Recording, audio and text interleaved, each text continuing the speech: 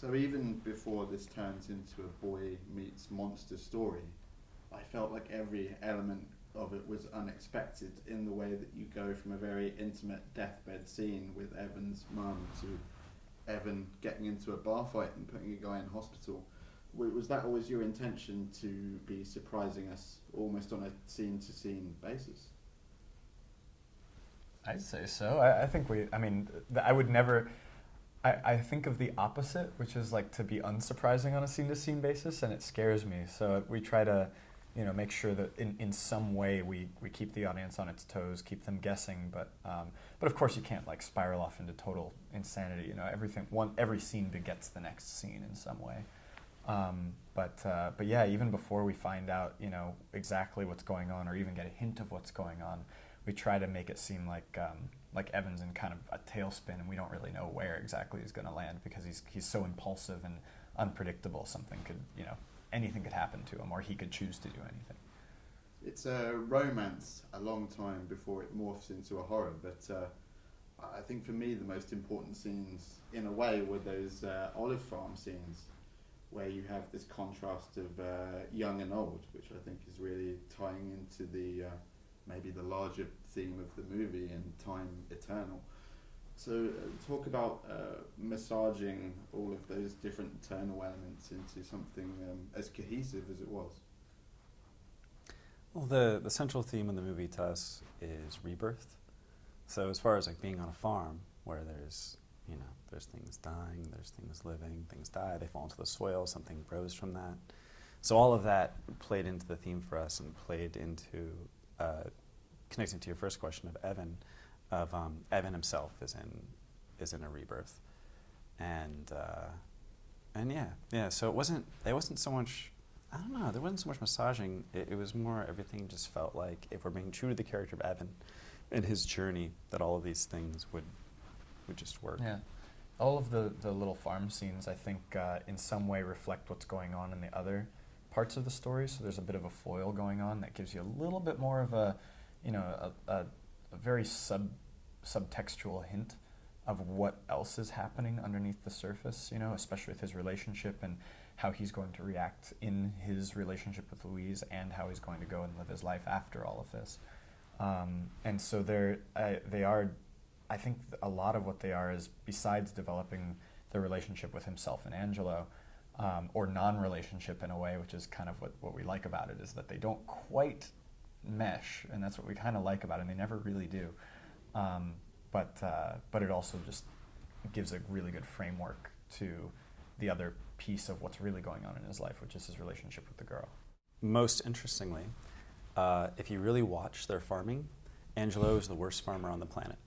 Like really, like if you look at like they're carrying dead leaves to the olive press, and everything about Angelo's farming completely made up.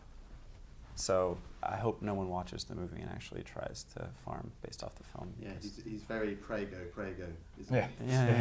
he? Yeah. There's. I mean, if you look at it, it's almost hilarious how wrong it is. It's like purposefully wrong. Every time they're doing anything, they're just like touching the leaves, or there's another part where they're picking up dead fruit off the ground underneath olive trees, but it's dead pomegranates, and you just never even notice. It's very weird. And was it always set in Italy?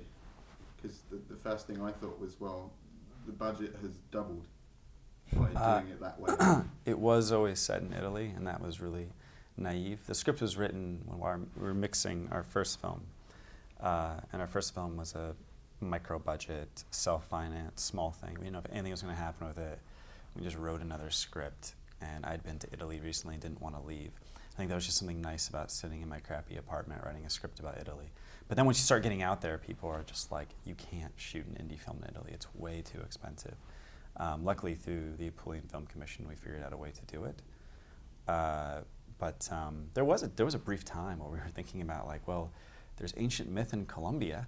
We were trying to think of some all tax these breaks and stuff like that. I was like, Justin, maybe it would be great in Mogadishu. I hear they have no film industry whatsoever right now, and they could really use it.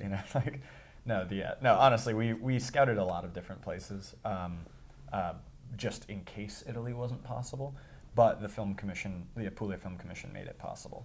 So it was actually a pretty smooth experience. And what about finding the specific locations within Italy to fit the scenes? The script is written for the Amalfi Coast, and it was written from my memory of a recent trip to the Amalfi Coast. But interestingly enough, when we found this town through the Apulian Film Commission in Apulia, that it had almost the exact same locations as what we would have used in the Amalfi Coast. So basically the only difference was like, instead of citrus trees, it was olive trees, and the landscape was a bit more dehydrated. But other than that, it was very similar. Got very lucky. And what do you make about these comparisons that are flying around? You hear a lot about the film being a mashup of David Cronenberg meets Before Sunrise, and then our own review, I think we threw in everything from Clive Barker to Eli Roth movies. So I just want to know if any of those were in your mind when you were creating it, or whether you agree with any of those comparisons and see some of that. Yeah, we don't mind any of the comparisons. They're always really favorable, which is really, really nice. But I don't think there weren't any movies in particular that we were like, oh, let's make a movie that's like this and this. It's just, I think it's an easy way to describe a movie that's kind of hard to describe. Because Spring is it's a horror romance, but there's it's more than one sentence to really get you into it. You know what I mean? And so the easiest way of getting into it is like, oh, Don't Look Now, oh, Cronenberg, something like that, or of course, the Before series, and I know that he grew up quite a bit on Linklater, but I when I read the script had not actually seen the Before series yet. I since have, of course, but I read it knowing, not knowing that it works so well. Something like the Before series works so well. And I read the script and I was just like, this is pretty incredible stuff. This is very powerful. But also, I think it's because of all of the monster elements, and the basic conflict not coming from a ticking time bomb of getting on a plane, but it's actually like something physical about her, and there's this horror film aspect to it. I think that is. What makes it completely and wildly different, what makes it require to be a mashup rather than saying something, like required to be described as a mashup rather than like, oh, it's another blank, There's something really fun, especially in genre film, if you set out to do something and you specifically set out to not do homage, which is what him and I do. Something really fun and punk rock about that, and something that happens once the movie's out there in the world and we start reading the reviews. We also get to discover all of these films that we didn't know about. It's really wonderful. We've watched lots of really great movies. Our first movie, Resolution, people are like, oh, it kind of reminded me of Ben Wheatley's Kill List. Ben Wheatley's Kill List ended up being one of our favorite movies of the year, but it was seen after we made Resolution. Yeah. And with Spring, we have a whole list of new movies we have to watch that apparently we were inspired by. We weren't. We have this sort of like punk rock ethos of like, let's not do homage, let's try to do something very unique. But the comparisons are all like very flattering. Yeah. The Before series one is a bit concerning because it's sort of like making a gangster movie and then having your movie compared to The Godfather. So you don't want that. You don't want it's never going to be as good as Before Sunrise. It's like Before Sunrise is one of the best movies of all time. So yeah, it's But I mean, we all stand on the shoulders of giants and stuff like that. There's no way to avoid your influences. But a lot of the time, it's probably more subtle than that because we don't see those movies sometimes. The movies that we're compared to, we haven't even seen them a lot of the time. But it's not that we're like completely living in a bubble of no influence whatsoever. I grew up on Stephen King, and you could see that in this movie, or something like that, or anything. I mean, there's tons and tons of stuff that's not like so specifically drawn from it, but in more general, like tonal ways, or just things that we like, or even we saw Kill List and we're kind of like, oh, there's these things that work, There's a lot of reactionary stuff. There's like, for example, the character of Evan is a reaction to seeing like the lead character in Garden State or The Science of Sleep, where it's like, oh, let's make a romance where the character is the opposite of passive. It's not the girl hitting on him, it's him, he has to be somewhat aggressive. So it's sort of the opposite of a lot of things. An immortal character, the vampire Lestat from the Vampire Chronicles. He's always very tortured and doesn't quite like his existence, whereas like Louise is more along the lines of what we predict an immortal will be like. They probably do very much enjoy the moment. probably do enjoy being immortal. Or Angelo, where it's normally like, you know, the wise old man imparting his knowledge to the young man, and instead he's like, he has no real knowledge, but he has no real wisdom to impart, except for like, you know, being around him in an experiential way. Like Evan is still able to learn from him, but it's not because of you know, the wise old man giving knowledge. It's more just kind of like living with him gives him that. There's a lot of old characters in Spring who don't profess to know anything more than Evan knows, and we like that. That's fun. It's kind of like the grandfather fallacy of like, oh, because this guy, my grandfather, is 80-something years old, he must know things I don't know. He probably knows some things, probably maybe not that much more. Louise turns out to be 2,000 years old, and she doesn't profess to know anything more than Evan knows about spirituality or really anything. And Angelo's like that on a smaller scale, where he doesn't sit Evan down and be like, let me give you some life advice. There was actually one line where he gave life advice, and we cut it out. Yeah. What was the line? He said you have to. It was basically when Evan said, I went to her house and she broke up with me, and then Angelo says, oh, you must fight, you must persist. And when you cut that line out, it actually added a really fun comedic beat, where like Evan starts to talk about his romance, and then Angelo just drives away. It was ciao, ciao. Yeah. Yeah, I think also even just like in the very opening scene, like the death of his mother, you know, there is no like, all right, I'm going now, take care of yourself and floss your teeth or something like that. There's none of that. She just tells kind of a bad gallows humor joke, and it's over, you know. And that's kind of that's a lot of it is just kind of like the lack of knowledge. The lack of knowledge is, I think, a big through line in the film, of like nobody really knows much about anything, and we're all just trying to figure it out.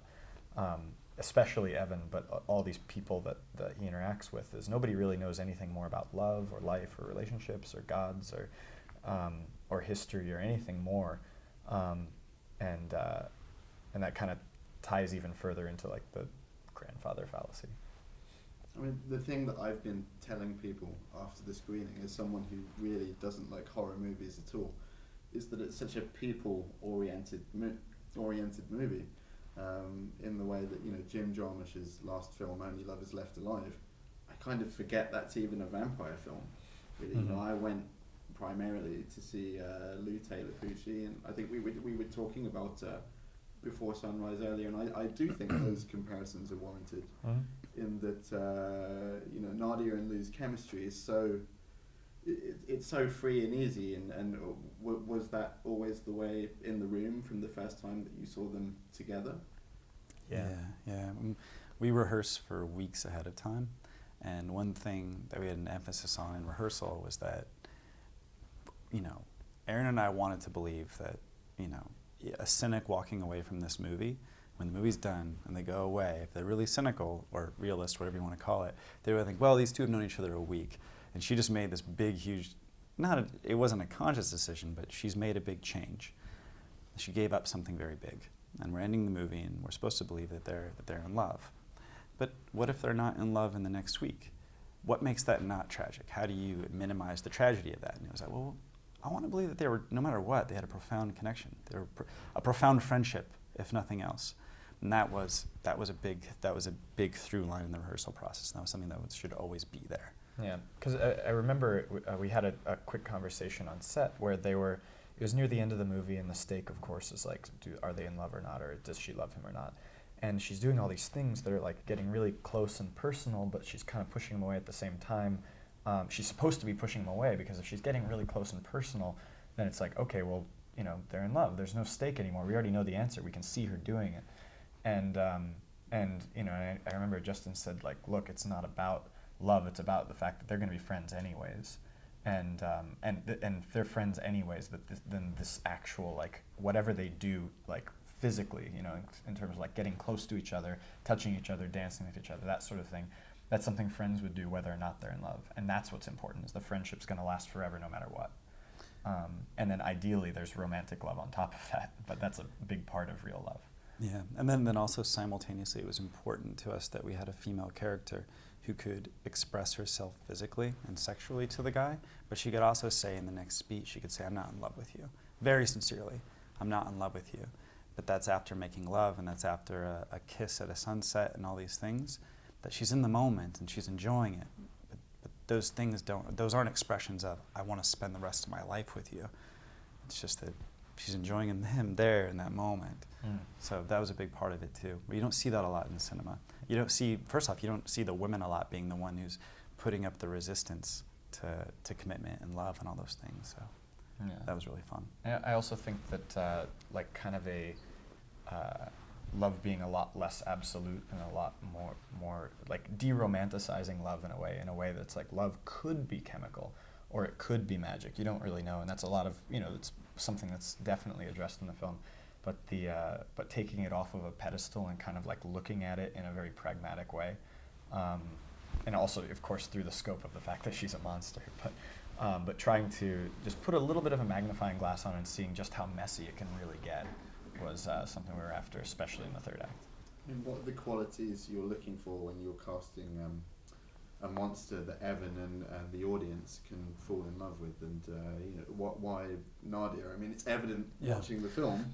But what were those qualities about her that struck you for the part? There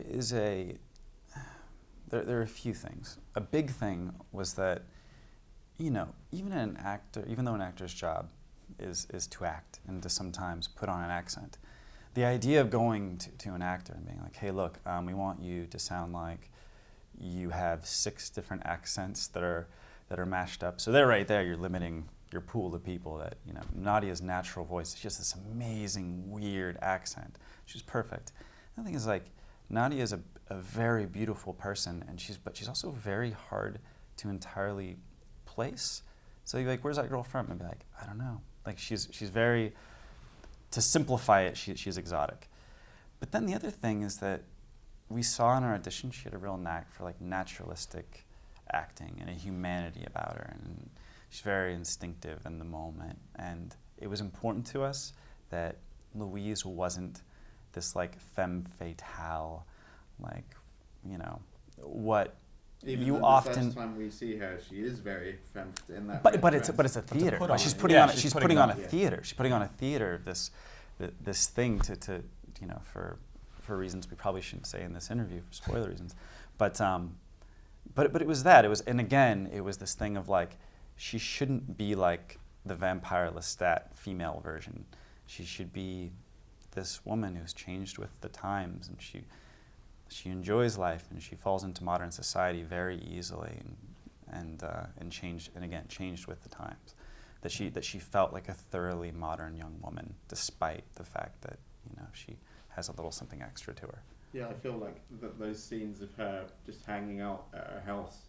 Mm-hmm. I remember those more than I do her killing people in alleyways. So right.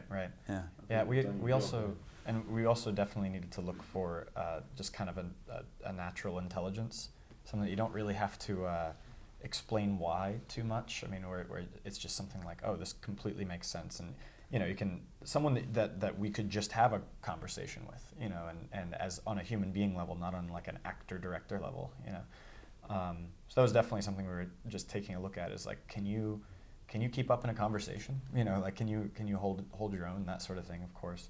That sounds way more condescending than I meant it to, but just trying to have an intelligence about you.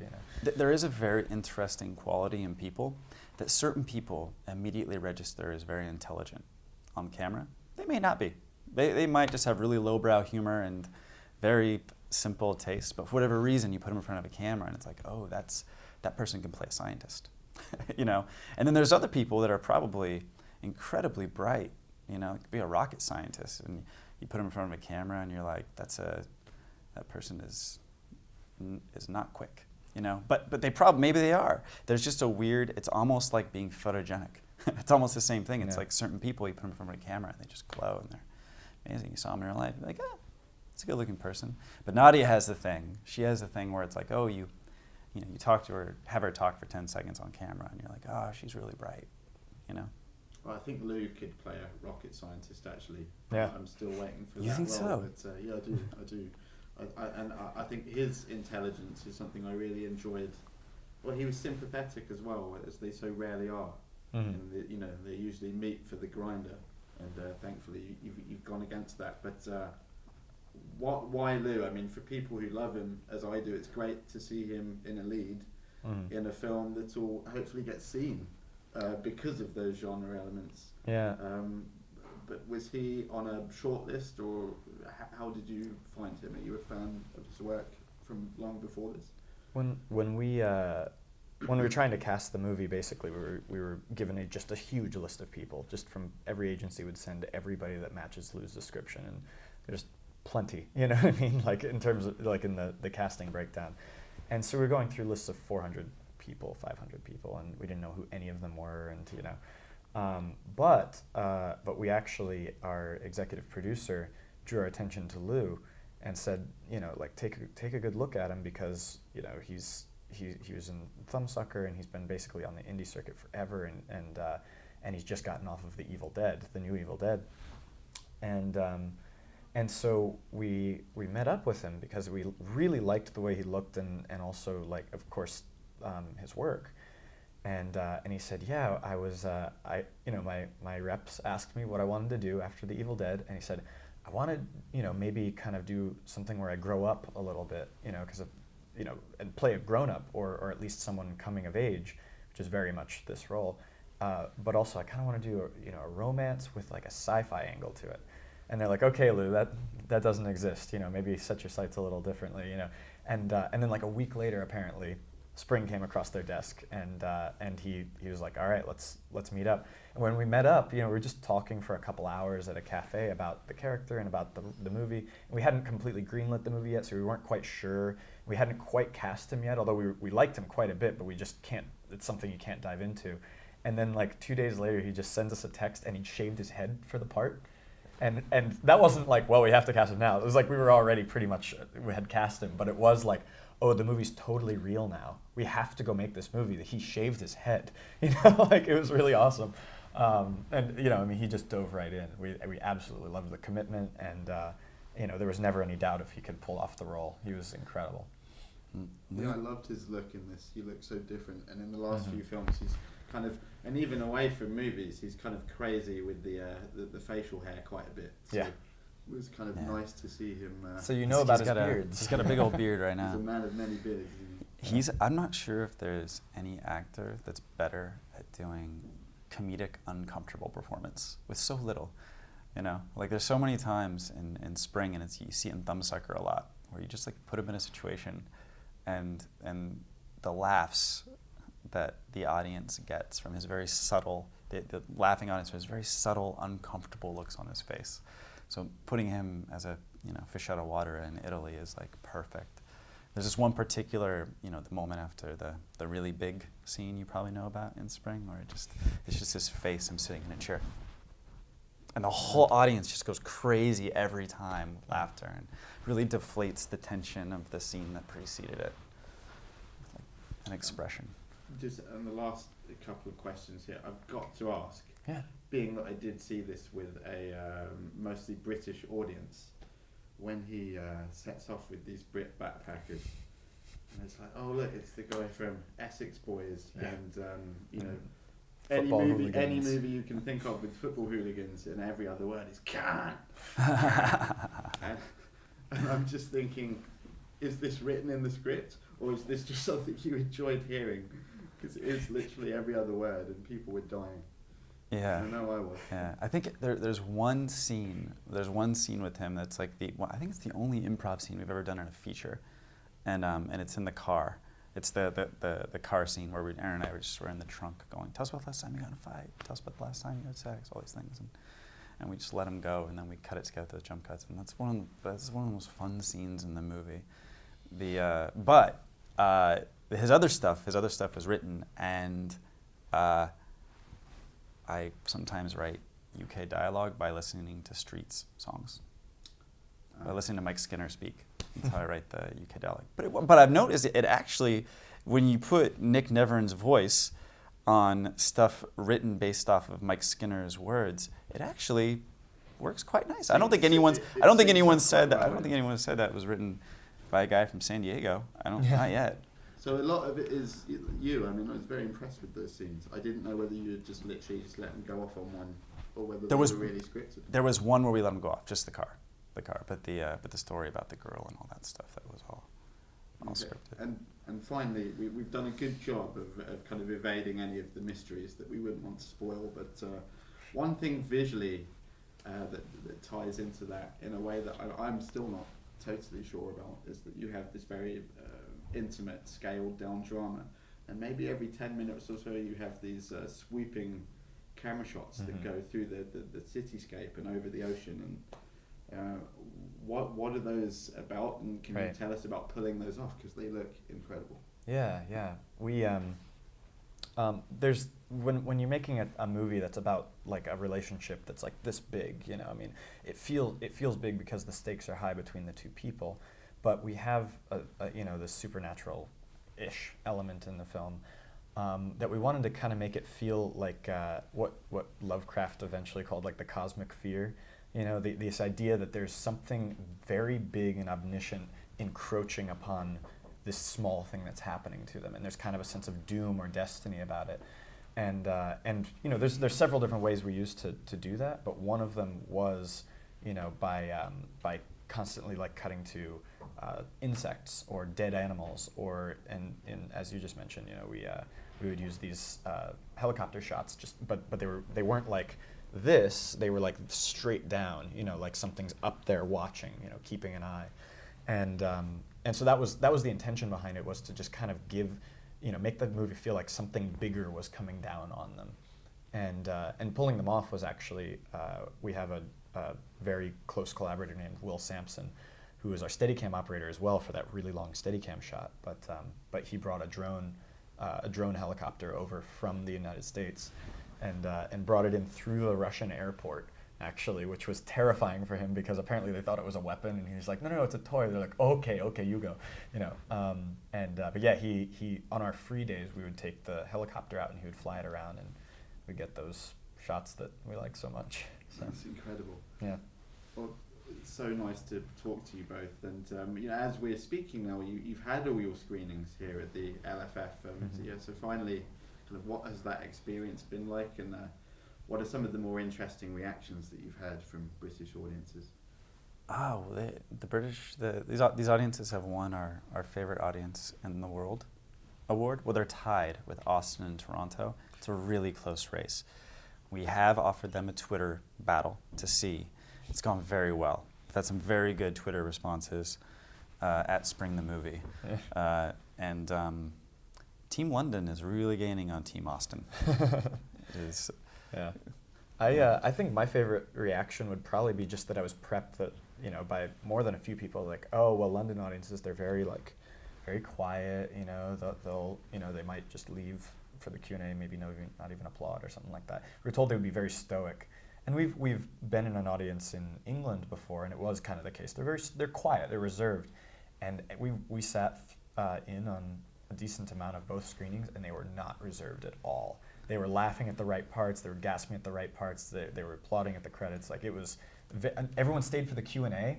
That never happens. Everyone, almost 4 people left, you know, and they still apologize. They're like, I have to just go to the bathroom. So, you know, no, but yeah, they actually stuck around and were curious about the movie and engaged with the Q&A. I mean, very, very engaged audience. It was great.